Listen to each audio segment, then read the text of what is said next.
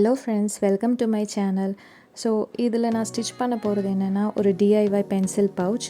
அதுக்கு ஒரு waste fabric தான் எடுத்திருக்கேன். அதோட லென்த் பார்த்தீங்கன்னா 9.5 அண்ட் வித் வந்துட்டு 7 inches.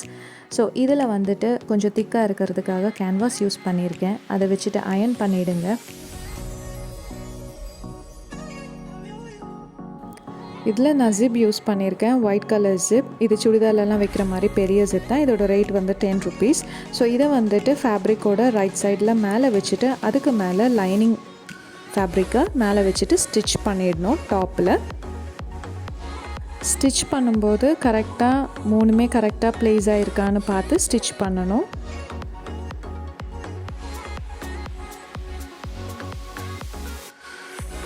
ஸ்டிச் பண்ணி முடித்ததுக்கப்புறம் ஒரு டாப் ஸ்டிச் கொடுத்துடணும். ஸோ தட் கொஞ்சம் பார்க்க வந்துட்டு ஃபர்மாக அழகாக இருக்கும். இப்போ ஒன் சைட் ஜிப் வச்சு ஸ்டிச் பண்ணியாச்சு. ஸோ இப்போ கீழே இருக்கிற அந்த பீஸை தூக்கிட்டு ஜிப்போட அதர் எண்டில் வச்சுட்டு கீழே வந்துட்டு லைனிங் பீஸை அடியில் அப்படியே வச்சிடணும். உங்களுக்கு பார்த்தா புரியும்னு நினைக்கிறேன். ஸோ அப்படி வச்சுட்டு ஸ்டிச் பண்ணிவிடுங்க. இதுவும் ஸ்டிச் பண்ணும்போதும் நல்லா பார்த்துக்கணும், அந்த பிளேசஸ் எதுவும் மாறாமல் இருக்கிற மாதிரி. லைனிங் எதுக்காக அடியில் வைக்கிறோன்னா, ஸ்டிச் பண்ணி முடிச்சதுக்கப்புறம் அந்த ஸ்டிச்சிங் வந்துட்டு வெளியே தெரியாமல் இருக்கிறதுக்காக தான் இந்த மாதிரி மெத்தடில் ஸ்டிச் பண்ணுறது. ஸோ உங்களுக்கு ஸ்டிச் பண்ணி முடிச்சுட்டு காமிக்கிறேன் எப்படி இருக்கும்னு. இப்போ பார்த்தீங்கன்னா லைனிங் தனியாகவும் அந்த ஃபேப்ரிக் பிரிண்டட் ஃபேப்ரிக் தனியாக இருக்கிற மாதிரி இருக்கும். ஸோ இப்போ ஸ்டிச் பண்ணதுக்கும் ஒரு டாப் ஸ்டிச் கொடுத்தா அழகாக இருக்கும். அதுக்காக துணியை வந்துட்டு ரிவர்ஸ் பண்ணிவிடுங்க. மெயின் ரைட் சைடை வந்துட்டு வெளியே எடுத்ததுக்கப்புறம் ஒரு டாப் ஸ்டிச் மேலே கொடுத்துருங்க. ஸோ தட் உங்களுக்கு ஜிப்பு வந்துட்டு கொஞ்சம் லூசன் பண்ணிவிட்டு அந்த இப்போ ஸ்டிச் பண்ண இடத்துல வந்துட்டு ஒரு டாப் ஸ்டிச் கொடுத்தீங்கன்னா உங்களுக்கு ஈஸியாக இருக்கும்.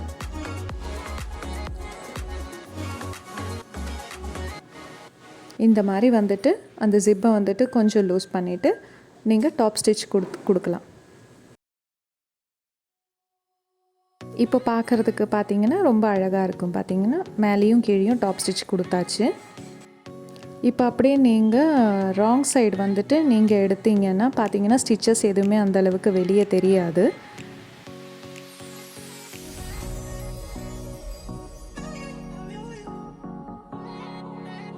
அதே ஃபேப்ரிக் பீஸில் ஒரு எக்ஸ்ட்ராவாக ஒரு சின்ன ஃபேப்ரிக் பீஸ் எடுத்திருக்கேன். லென்த்து பார்த்தீங்கன்னா 6 inches வித் வந்துட்டு 2 inches எடுத்திருக்கேன். ஸோ இதை வந்துட்டு இப்போ காமிச்ச மாதிரி நீங்கள் ஃபோல்ட் பண்ணி ஸ்டிச் பண்ணிவிடுங்க. இது ஜஸ்ட் ஒரு ஹோல்டுக்காக மட்டும்தான் இது ஸ்டிச் பண்ணியிருக்கேன். இந்த மாதிரி ஸ்டிச் பண்ணி எடுத்துக்கோங்க. அதுக்கப்புறம் நம்ம ஆல்ரெடி எடுத்து வச்சுருந்தோம்ல, ஸோ அதை வந்துட்டு கரெக்டாக ஜிப் வந்துட்டு சென்டரில் இருக்கிற மாதிரி ஃபோல்ட் பண்ணி 2 சைட்லேயும் ஒரு 1/4 inch அளவில் மார்க் பண்ணிவிடுங்க. அது ஸ்டிச் பண்ணுறதுக்கு முன்னாடி நம்ம ஆல்ரெடி ஸ்டிச் பண்ணி எடுத்த அந்த 6 inches லென்த்தில் ஸ்டிச் பண்ணி எடுத்ததை வந்துட்டு ஒரு சைடோட கார்னரில் வச்சுட்டு அதையும் ஜாயின் பண்ணி ஸ்டிச் பண்ணிவிடுங்க.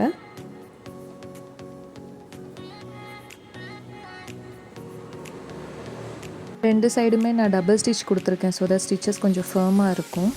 நெக்ஸ்ட்டு ஸ்டெப் வந்துட்டு ரெக்கார்ட் ஆகலை. ஸோ அதே மாதிரி நான் வேறு ஒரு மெட்டீரியலில் ஸ்டிச் பண்ணதை வந்துட்டு நான் இப்போ காமிச்சிருக்கேன். ஸோ இதை ஃபாலோ பண்ணுங்கள். இதில் பார்த்தீங்கன்னா 4 cornersலையுமே ஒரு 3/4 inch அளவுக்கு மார்க் பண்ணியிருக்கேன். லென்த்தும் வெய்த்தும் மார்க் பண்ணியிருக்கேன். அந்த 4 cornersம் மார்க் பண்ணதுக்கப்புறம் அதை எப்படி ஃபோல்ட் பண்ணி ஸ்டிச் பண்ணணுன்றது இப்போ காமிச்சிருக்கேன். ஸோ பார்த்தீங்கன்னா கொஞ்சம் ஜிப்பை வந்துட்டு லூஸ் பண்ணிக்கோங்க. அப்போ தான் உங்களுக்கு வந்துட்டு அந்த கரெக்டாக அந்த ஃபோல்டிங் வரும். ஸோ இப்போ காமிச்ச மாதிரி நீங்கள் ஃபோல்ட் பண்ணிவிட்டு இந்த மாதிரி ஸ்ட்ரெயிட்டாக ஒரு ஸ்டிச்சு அதே மாதிரி அந்த மார்க் பண்ண இடத்துல 4 cornersலையுமே ஸ்டிச்சஸ் போட்டுருங்க. இது நான் அந்த ஃபேப்ரிக்கில் நான் ரெக்கார்ட் பண்ணது மிஸ் ஆகிடுச்சு. ஸோ அதனால தான் நான் வேறு ஃபேப்ரிக் பீஸை வந்துட்டு இதில் காமிச்சிருக்கேன். ஸோ இந்த மாதிரி 4 cornersமே ஸ்டிச் பண்ணிடணும்.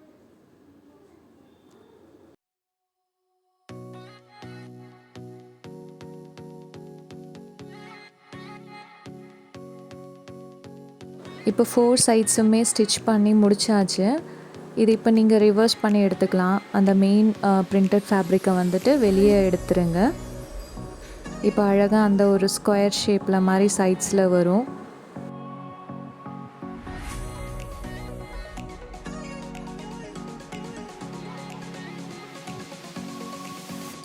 எவ்வளோ க்யூட்டான பவுச் எவ்வளோ சீக்கிரம் ரெடி ஆகிடுச்சின்னு பாருங்கள்.